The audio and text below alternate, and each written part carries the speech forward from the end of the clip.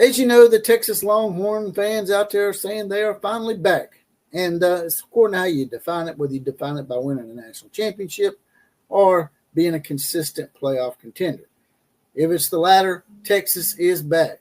And they did win their first couple of playoff games as they beat Arizona State and Clemson before they lost to Ohio State. So, yeah, Texas can probably say they are back in a way. But could there be trouble for Texas after this 2025 season with old Pee Wee Herman haircut Steve Sarkisian and company? As Arsenio Hall would say. Things that make you go, Let's talk about it.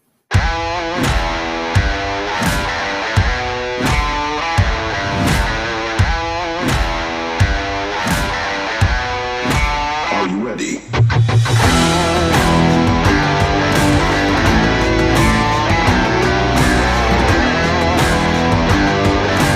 Welcome to the jungle. We have fun and games. It looks like Texas may be back in the jungle again from some of the things I'm hearing out there, some little rumors out there. But before we get to all that, let's welcome in the Outlaw Posse once again. Ride on in. Here is the random Four Horsemen shout-outs of the day. They go to Dale Sent, Killer Breeze, James, and Sean James are mounted up and saddled and ready to go. They're going to help us today's college football invasion. Also, if you ever want to be on the show or give me ideas for the show, hit me up on Twitter, a.k.a. X, at OCF Productions. Now, getting right to it here. Just when you thought the Texas Long turds were back, and they are sort of back, like I said before, it's how you define it. Seems like there's some rumors out there. The first one that got me thinking was this little bit of rumor right here that I'm going to bring up for you guys and gals right now. This first article I'm going to bring up, it may not come as a completely big surprise, although it's sort of a slight surprise to me because I know how the Mannings are. They already are made men. They already have big-time money. Arch Manning is in no rush, really, to have to go into the NFL. He's probably already made enough money in NIL money and just being related to who he's related to. Could the New Orleans Saints lure Arch Manning to the NFL draft after only one starting season? Arch Manning spent his childhood in New Orleans where his grandfather starred for the Saints, because I'm always getting him and Archie Manning mixed up. One of the worst kept secrets in college football is the fact that many expect Arch Manning to spend 2 years as the starting quarterback at Texas instead of rushing to the NFL. The redshirt sophomore was the only top 100 quarterback in his class to sit 2 years as a backup, and many expect that he, again, will not rush the process, which was what I was talking about.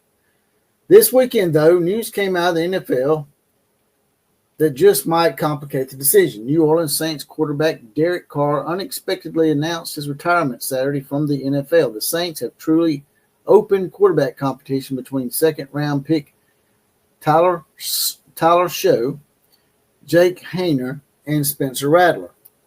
The Saints will give Show a fair shake after expending the 40th pick on him in the draft, but none of the three options are considered long-term answers at the position unless something seriously changes. New Orleans could cruise to the number one pick in the 2026 NFL draft in desperate need of answers at quarterback. For Arch, how tempting must be the opportunity to play in your hometown for the same franchise that brought the Manning name to the world stage. So that's the first little rumor that's out there that maybe start thinking about how this thing can maybe slightly unravel for Texas a little bit. Maybe it won't. Like they said earlier in the article, he's really no rush to go. But if he does go, New Orleans would be probably the franchise that could lure him into going because of the fact that he grew up there and his grandfather played there as well. Now, the second thing that had me tweaked was an old article from back, I think it was a few months ago, some things that Steve Sarkisian said. So if Arch Manning leaves, maybe if New Orleans doesn't do so well this coming year with their new head coach, Keelan Moore, it's not something that happens normally, but I have seen it happen before where a coach does so bad in his first year, it gives him an excuse to start over with someone with a bigger name like a Steve Sarkisian. Now, I know a lot of people say Sarkeesian, Texas has got big money. Yes, they do. But Texas does not have NFL money, in my opinion. So let's look at this article real quick. ESPN insider Adam Schefter reported Sunday that Steve Sarkisian expected to receive coaching interest from NFL teams this season. This was after the 2024 season. For what it's worth, Sarkeesian was asked about his interest in the NFL during the Peach Bowl's media availability, dismissing the question. I don't think this is dismissing it, though. I think they maybe whoever wrote this article, they're hoping that he dismissed it. They probably got a little bit of Texas love in them. I have interest in winning on January the 1st, Steve Sarkisian said. That's what I have an interest now. That's a hypothetical. I'm not doing that with you. I don't know. He didn't dismiss anything. He left it out there. Like, hey, I can't really answer that question because I don't know whether I will or I won't. Which sounds to me like Steve Sarkisian has his eyes on the NFL and it's in the back of his mind, and it's a 50-50 thing. Maybe more than 50-50. So, I mean, you tell me, what did you get from that response? To me, it sounds like Steve has a slight interest in the NFL because he said he don't know. He could have just said, I am not going to entertain ideas of going to the NFL. Texas is where I want to be. But he didn't say that. Now, of course, coaches can lie to you. I know a lot of people are going to bring up my coach, Nick Saban, lying about he's not going to leave the Miami Dolphins for Alabama. But that was a little different situation. It's apples and oranges.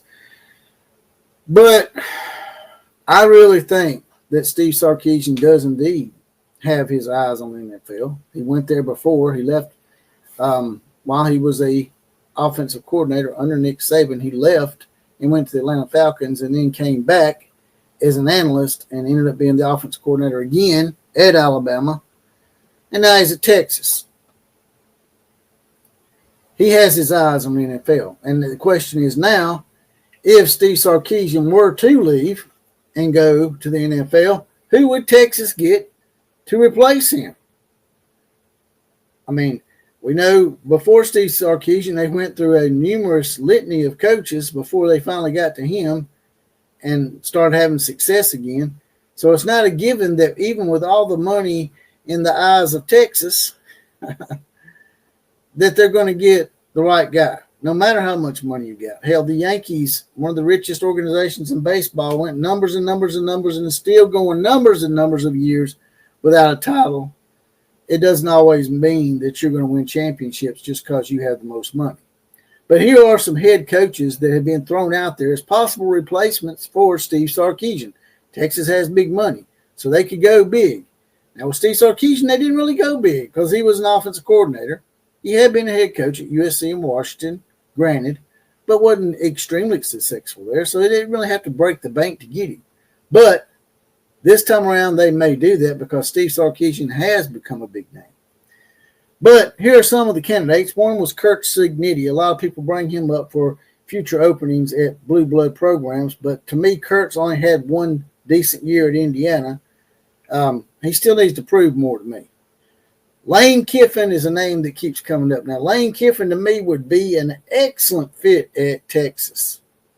They probably wouldn't miss a beat, and it would probably get Lane to the next level. I think Lane could probably get to the next level with Ole Miss if he sticks it out. But Texas has a much, much more money, much more allure than Ole Miss long term, and I think Lane Kiffin would be a great fit there if Texas were to go after Lane Kiffin. I think Lane Kiffin would entertain the idea, and more than likely Lane Kiffin would end up at Texas if they went after him. And that would be a home run replacement hire for them because Lane Kiffin was actually I think he was under Steve Sarkisian at USC. So that would be an excellent fit. That would be the most obvious fit. Now, they can't get Lane Kiffin for some reason. He's happy where he's at. And in a way, he might need to stay at Ole Miss because at Ole Miss, if he goes 8-4 a couple of years in a row, 7-5 even, they're not going to dismiss him at Ole Miss. At Texas, they might let you get away with it a couple of times, but after that, your ass is out of there. You're going to be fired. The next guy that I bring up a lot is Chris Kleiman at Kansas State. He done great at North Dakota State. Perennial FCS power, won like 6 or 7 national championships. Come in and replaced a legend in Bill Snyder, which is always a hard thing to do, follow a legend. I just asked Kalen DeBoer right now, but I think Kalen's going to get it corrected. Another topic for another day. But, Chris Kleiman would be a good outside-the-box kind of hire for Texas if they wanted to go after him at Kansas State. He's not shy about the big stage or following someone that's been really successful. So I think that would be a good fit. Jamie Chadwell of Liberty, also of Coastal Carolina. He's won at places where smaller programs that don't have as much allure and I would say financial backing, but Liberty has a pretty good financial backing at Liberty. And Coastal Carolina, not so much. But he's been a hot name that's been mentioned with a lot of big-name schools in the past. And more than likely, Jamie Chadwell will end up moving on from Liberty. If Texas can't get some of the big names that they're going to swing for, Jamie Chadwell may be a nice little landing spot for them. Then you have Jeff Traylor, who's an in-state guy with UTSA at University of Texas San Antonio, that a lot of people are really high on. My buddy Jonathan Lewis, who used to be my podcast partner, loves him some Jeff Traylor. That would also be an outside-the-box kind of hire. Now, if you're going to go the coordinator route, I think the hottest coordinator out there, if you want to try to save a few dollars and at the same time get somebody that's going to be probably really good, just like Steve Sarkisian was a coordinator, brought him in, maybe at a little more of a discount rate, I would go after Glenn Schumann, the defensive coordinator at Georgia. He is an Alabama graduate. He learned a lot of things, been under a lot of great people like Nick Saban, been tutored by many people.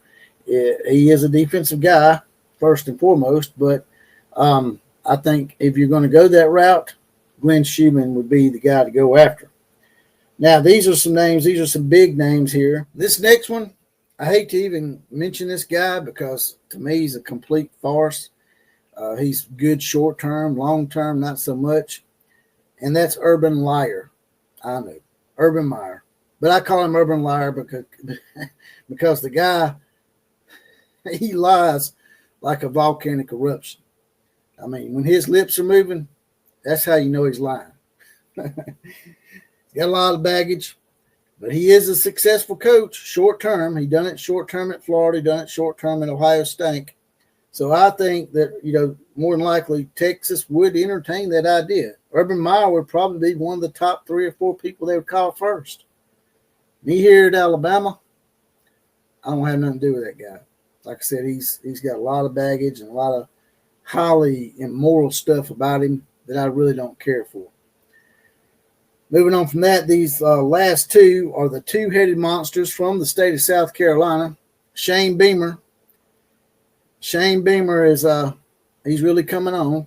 He brought South Carolina to the brink of the playoffs. Had he maybe pulled that upset win against Alabama where he was pretty close to winning that game, South Carolina would have made the playoffs. And that game against LSU, we all know that South Carolina really beat LSU in that game. The officials really put the screw job on South Carolina, but the officials have been putting the screw job on just about everybody in college football in general. Refereeing and officiating is awful. Once again, another topic for another day. And the last one, Dabo Swinney. Yeah, I know. He's won 2 national titles at Clemson. How dare you say that he would go somewhere like Texas? That's a lateral move, blah, blah, blah. Not really.